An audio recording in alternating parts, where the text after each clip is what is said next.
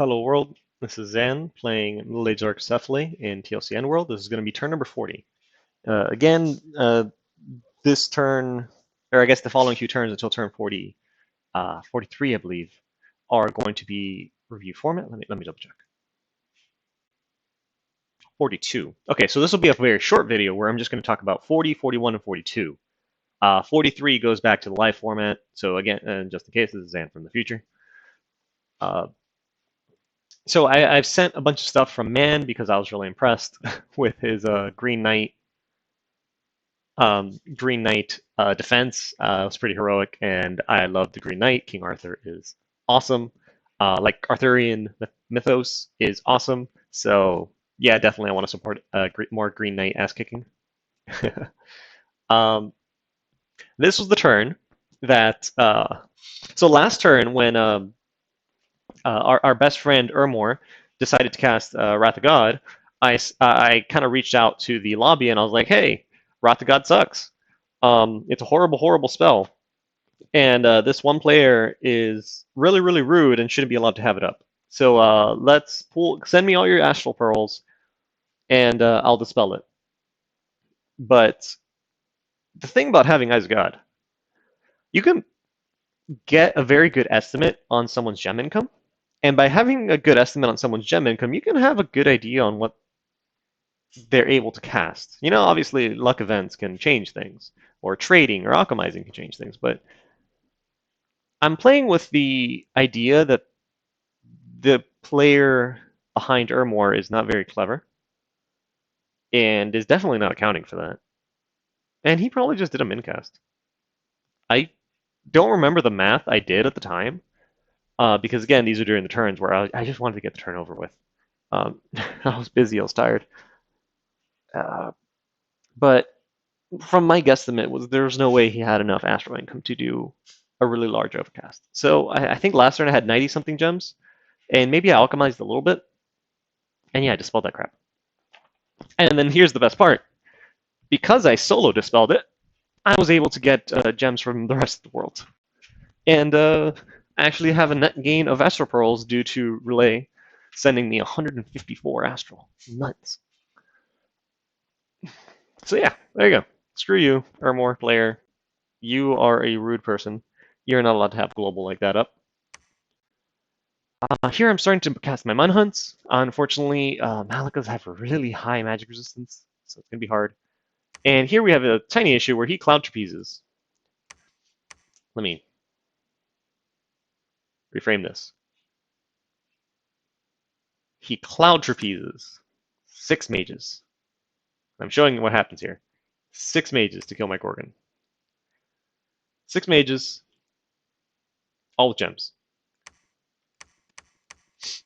Okay, not all of them with gems. Massive Cloud Trapeze. My Gorgon comes down immediately. This is why you don't usually thug Malakas. Immediately wipes out one, and if she hadn't gotten killed by a Smokeless Flame, very likely she would have kept killing them. Yeah. If she hadn't gotten killed by the Smokeless Flames, she would have just wiped all of these chicks out. But yeah, so 6 Malakas get Cloud Trapeze, because I'm pretty sure I didn't leave her there. I mean, maybe there's a chance that I left her there expecting this to come at me, but I'm pretty sure I started moving her about. Because I was at this point, I think I wanted her to be a big caster in an upcoming battle.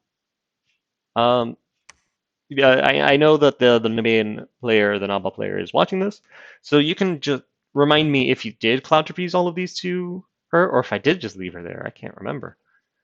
So yeah, just let me know in the comments. In Lone Pine, I move out and attack with, again, nothing. Nothing of value. In Meadow of Lore, I'm attacked once more by a Scout. Okay, shoo. And then in Moirai's Grace, we have decided we're going to gem bait again. This time we bring out some arrow catchers. We have a guy in the back. He's wearing armor. He has a bunch of random crap. He casts Mistform, so he survives the arrows, and he survives getting trampled for a bit. So let me actually redo this battle. Let me redo this battle. Okay.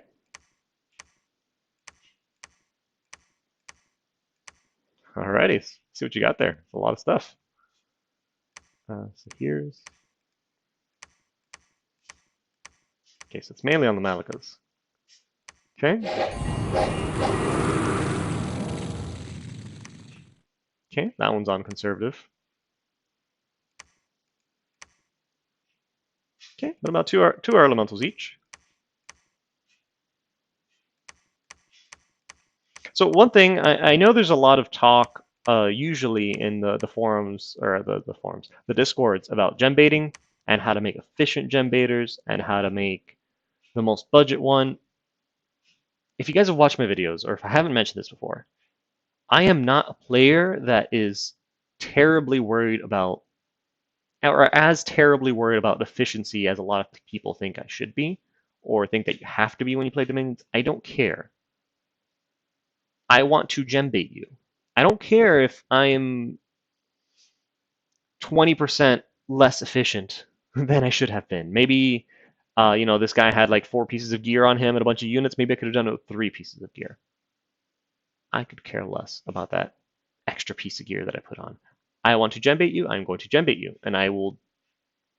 I don't care about being that super hyper efficient person that does it. I just care that I am going to gem bait you. And here, I took out a good amount of elementals. Excellent.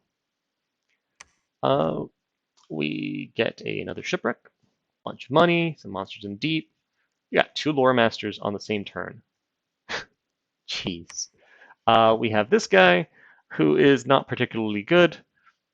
And then we get this other guy who is particularly good for being in Nature 2. And I think we already had another lore master up here. We're just getting all these lore masters from these shipwrecks. I don't know, maybe, one of them is fleeing Ermor and the other one's fleeing Relay. We have a battle in Tentacle Deep where we just kick these things out and you don't fuck with Shark Tribe.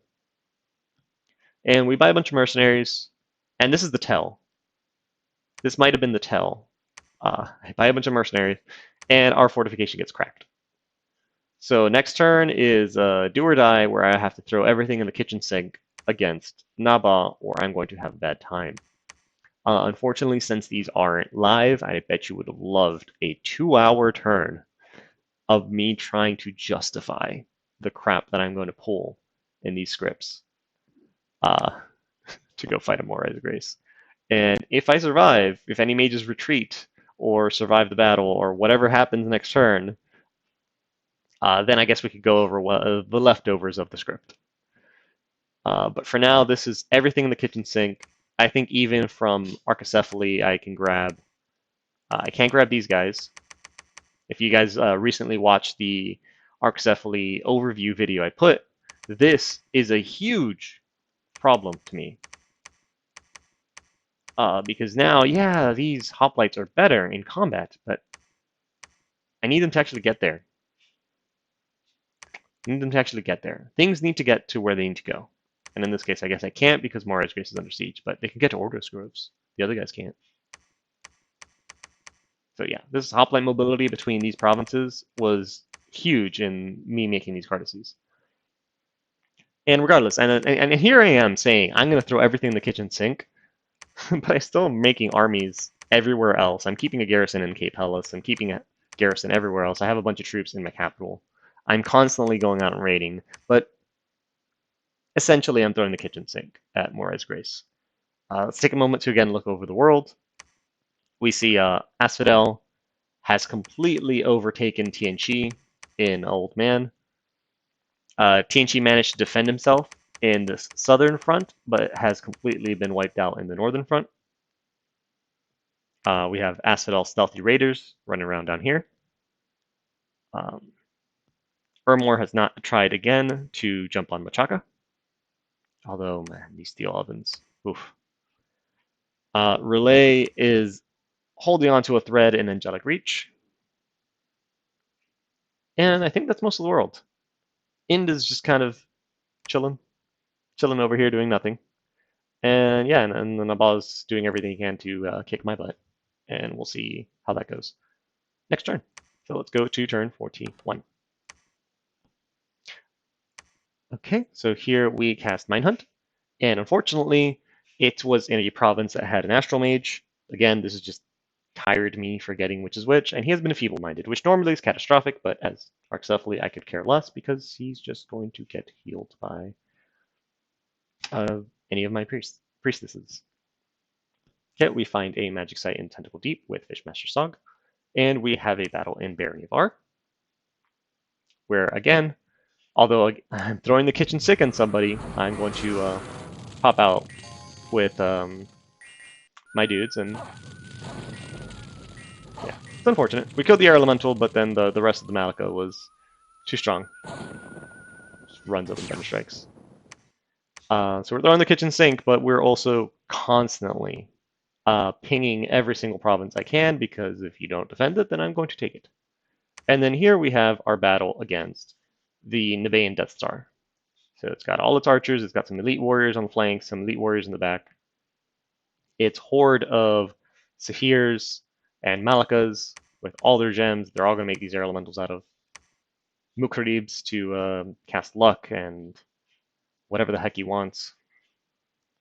On my front, we have our Evo Bait, our Chaff in the front. We have a big blob of my flyers, my Draconians, my random crap in the kitchen sink, these cave drakes, these behemoths, whatever mercenary was available. Lampheads. Lampheads are really good at killing air elementals, by the way. The magic attack itself, plus that AoE 1 Bane Fire. Really good. And then again, the same thing, where we have the mages in the back to just be as far away from the evocations as possible. However, lazy, tired me also didn't spread them out maybe as much as I should have. Whoops. And yeah, this is not as clean a formation as it was in the last battle. If my formations could even look clean. This looks like an AI army. I have archers, I have longbowmen, Cardassies, hoplites, heart companions, Draconians, commanders, heavy cavalry, cataphracts. This is a laundry list of the most random crap I could find, crump it up into one big ball of an army, and just toss it at Nabaen. Now let's see how it goes. So we have the first volley, which again, everyone always says, cast Aerofen. Shit. So we lose Commander and Arcusa. They lose a Mukarib. I lose a Mystic. I lose an Earth 2 Mystic. Right, yeah, this pissed me off. Both of these Mystics here that just got shot in the face were there to cast Marble Warriors. These are two Marble Warrior casters, and they just got shot turn 1. BS. Okay. Light in the Northern Star goes up. They get a second volley in before I can get up Aerofen. Do I lose any more mages? Of course I do, right? Okay, I lose another Mystic. Another Mystic. Stupid arrow volley. Okay, now I have Aerofen. Yeah. Okay, so that crap can stop after he's killed already 5 Mystics. And his air elementals land, but my formation this time around is a lot more dense. So when they land, and since it's hoplites, they just get, my guys don't have magic weapons, but when you land in a group of like 20 of them, they're all going to poke at you. And in the back, especially, we've got Sparte. And Sparte, they're diseased, right? Because I cast what's this spell called? I know this guy cast it. No one ever cast it. Skeletal Legion. This is the worst spell. Never cast this unless you are any of the Pangeas or your Arccephaly when you have healers. Because if you fail to resist this, you get diseased. And that's okay. Diseasing your units is totally okay. I'm Arccephaly. I have healers. I don't care. And this is, I need to throw the kitchen sink at this guy. So it's very important that I'm casting this the Skeletal Legion, because it's going to give everybody in my army a pierce resistance, which is going to help against his arrow bullcrap and his short swords, which do pierce damage half the time. Again, kitchen sink. I cannot allow for anything. Okay, so now my flyers get up and out of the way, and notice, this is something I mentioned, they can get buffed again while they are flying with these shadows. And they're going to come over here, and that should stop most of the artillery from coming at me. It should stop most of the arrows. We've got Fog Warriors up now, and I believe Will of the Fates was already a thing I could cast. I can check. These astrologers should have cast it. Astral Healing. Love that spell. Yeah, so we have Will of the Fates and Fog Warriors up. So Air Elementals Trampling, not really going to do much. Now my really slow units are going to start marching up the field, while my Draconians just take everything. Get hit by everything.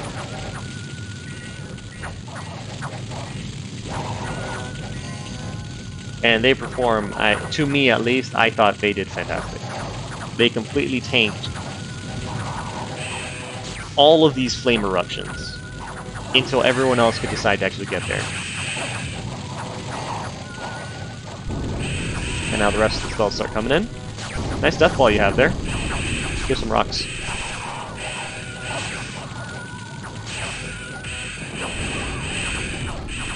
The problem I have is I wish he had cast Storm, because I was under the assumption he was going to cast Storm. So I wish I had cast Storm, because now all of his Malika get away.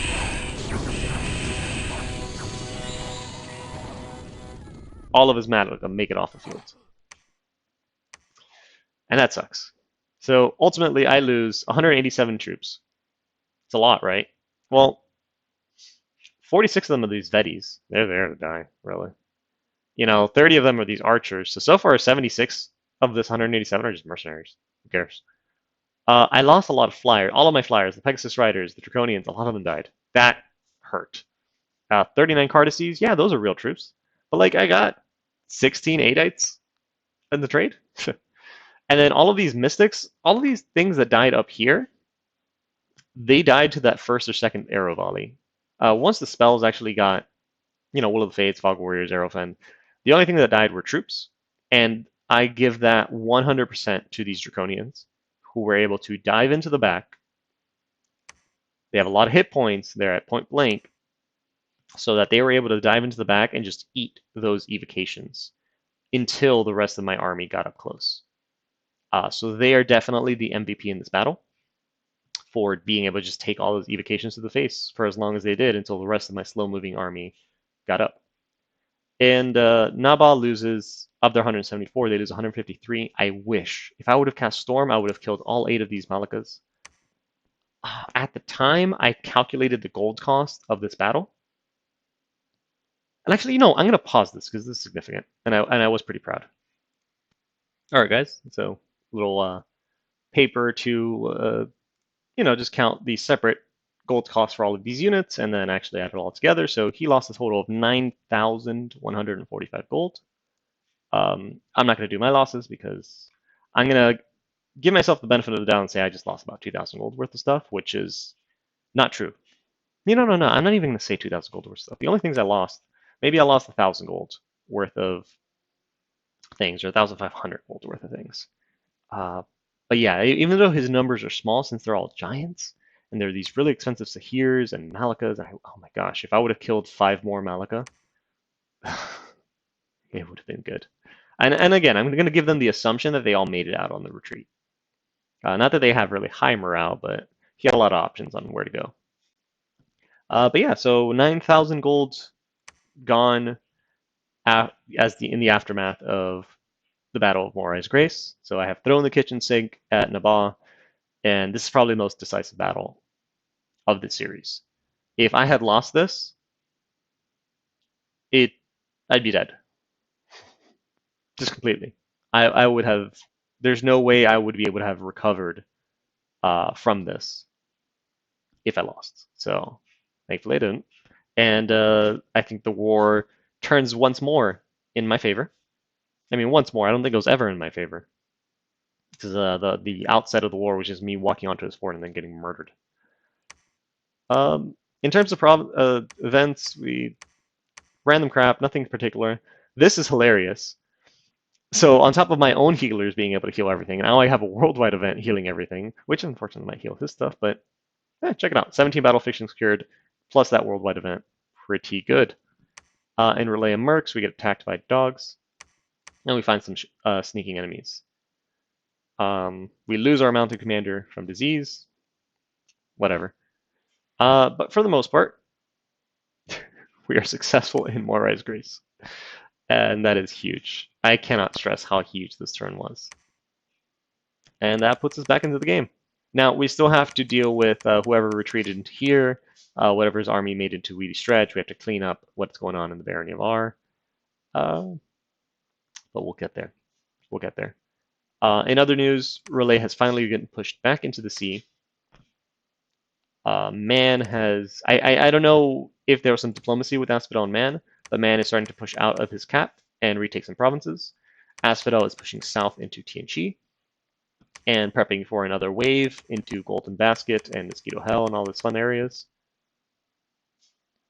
And Ermor and Machaka probably made peace, although I'm not sure why Ermor's in Junko Flats. Question mark. But yeah, they're probably working on something by now. Let's go to score graphs. I haven't done these in a while. So province-wise, the lead that I once had, unfortunately, it's not as clean anymore. I'm actually not even close to having a good spot on provinces. What am I, 4th place now? That's pretty bad. Fort-wise, I am 2nd place behind Ermor. Makes sense. Income-wise, I had the highest income by far. However, I've gone down, I met Nabaen for a minute, and now we're starting to move back up. Gem income, unfortunately, Ermor and Asphodel have overtaken me on this, which is unfortunate. Research-wise, I continue to have an absurd lead over everyone else. Dominion-wise, Ermor is top dog. And army size, it's obviously Ermor, but... So this is the feat I gave him, this is the feat he took against Machaka. This is, I'm assuming, is Asphodel's southern vanguard getting crushed by Tianqi. You can see here their war. If you match their graphs here, this is their offset of the war, so it's pretty bloody battle for both of them. This recent battle right now against Nabaen, you see here is my first loss. Like, I'm constantly losing these battles, but as long as I keep printing units, it doesn't matter. And I lost here, but I think Nabaen took a much bigger dip. A significantly worse loss than I did, especially because I have backup units and armies and things like that scattered around. I don't know if he does. I think this was his kitchen sink too. Yeah. So this was a huge turn in the reversal of this Nabaen war. And we're going to go ahead and do turn 42. I think at the start of the video I had mentioned turn 43 would be where we ended, but I actually have that one live recorded. So turn 42 here will be the last one, okay? And we're going to come in here, and we have a bunch of battles again. So we attack in the Weedy Stretch with the remnants of what I have. I took no time to chill. I'm just immediately going to run out and keep fighting you. We attack in Drake's Rest with nothing, and we discover he's got a ton of crap here, so I get killed. But I gem bait. We attack in the Empty Woods, again. Hit everything I can with the most minimal force that requires you to deal with it. Because if it's just BD, I'll win. And in all of them, just get eaten up by air elementals. That's okay, I'll just make more.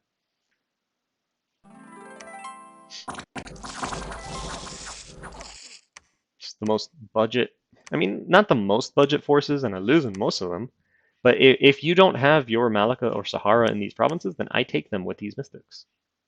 So I'm forcing his hand at placing units there, and then just sending whatever I have nearby. Bunch of wolves, some magic beings, some lamias, I guess. More healing, hilarious. I disease my entire army.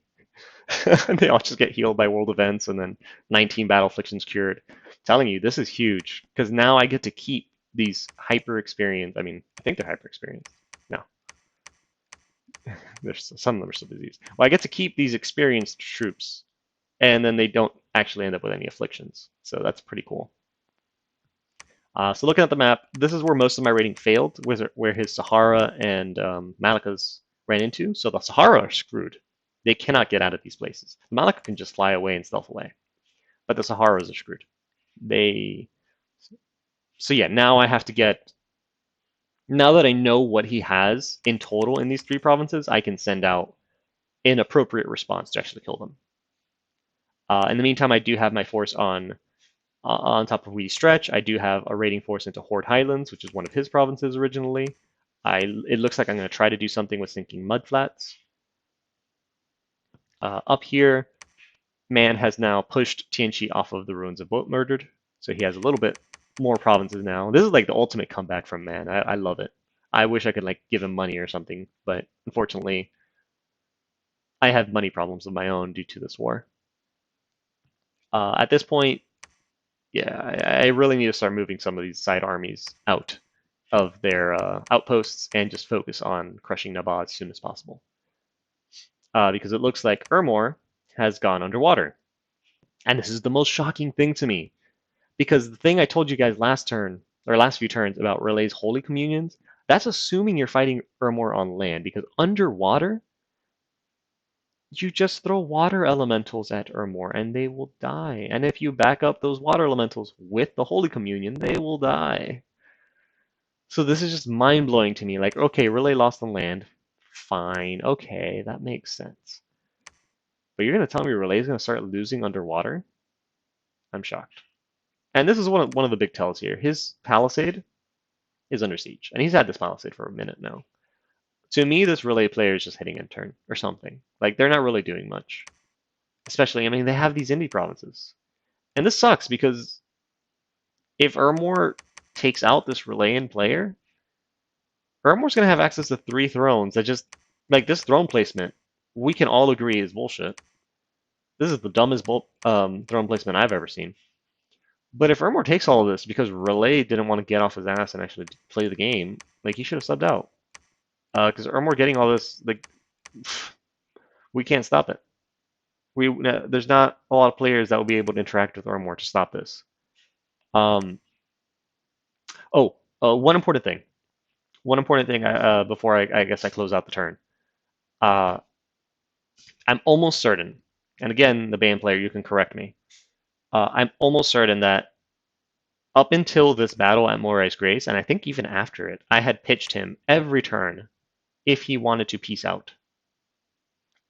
Before the Battle of Morai's Grace, all the little raids leading up to it. Do you want peace? No. Okay.